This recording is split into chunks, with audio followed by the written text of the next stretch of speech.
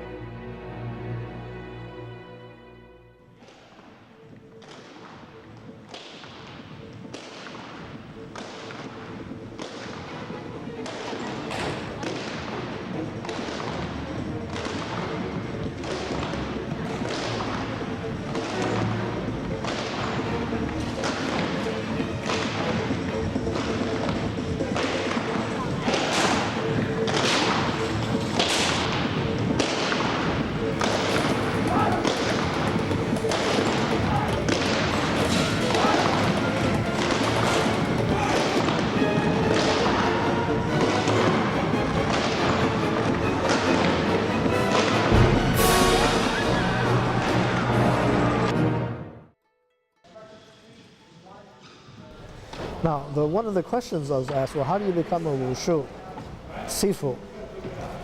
Well, okay, there's several ways. One way is you go to China and become certified as a coach.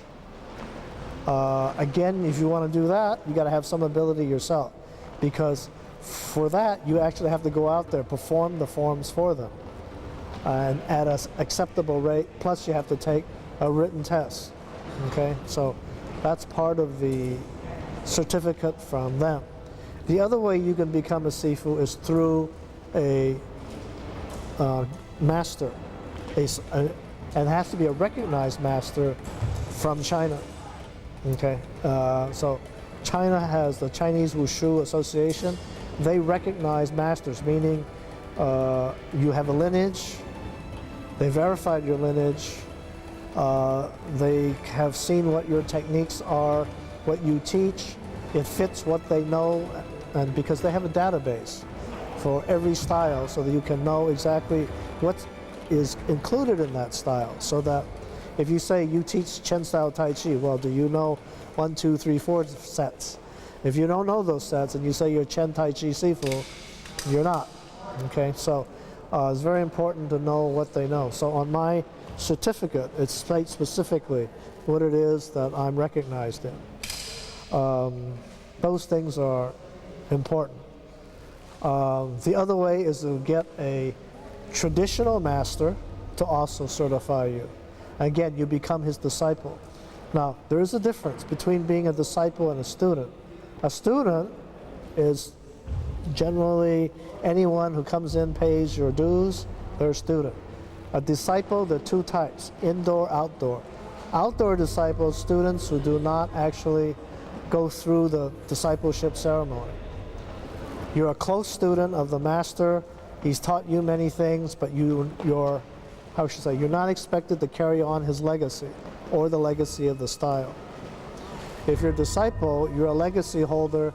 You're expected to be a legacy, the transmitter of the style. And so you must teach the style as he taught it, as his teacher taught it, and transmit everything that they know to your students and disciples. So your purpose then is to propagate the style that you teach.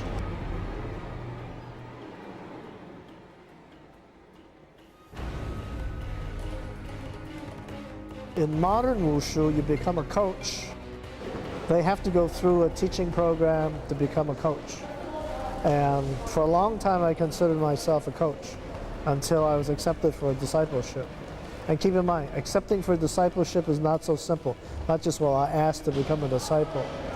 You need to find someone that knows what you want to learn, knows it very well, can teach it to you.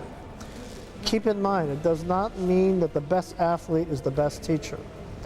A lot of teachers are not necessarily great athletes, but they understand what they're teaching. And that's what you want to find, is someone who understands, can transmit, explain to you how something is done, why something is done, knows the history, knows the background of it. All that is very important to becoming a master. And so in the old days, if you ask what's a Tai Chi, well, not just Tai Chi, but any kind of martial arts master, you must know, of course, the martial art.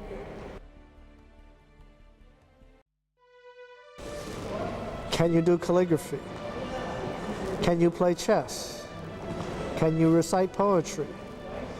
Can you play music? Okay? Any of those things. You are supposed to be a well-rounded person. So just knowing wushu, not enough. The other thing I need to add to, you should know something about medicine, history, culture. And my own master, Master Zhao, he says, in order to be a master, you need to know all those things, not just how to fight. He says, knowing how to fight, that's real basic, real simple. In fact, the whole thing about wushu, if you look at the character wushu, you take the character apart. The character wushu means to stop fighting, not actually to fight. And many people translate it incorrectly, that wushu is the art of war. It's not. It's the art of not fighting.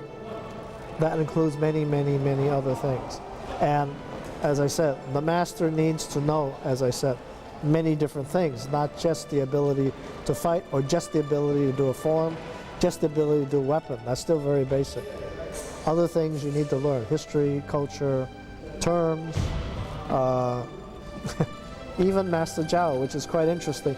He's studying what? He's studying how to use the I Ching, understanding how it philosophically, what does it mean. So your knowledge needs to be very broad.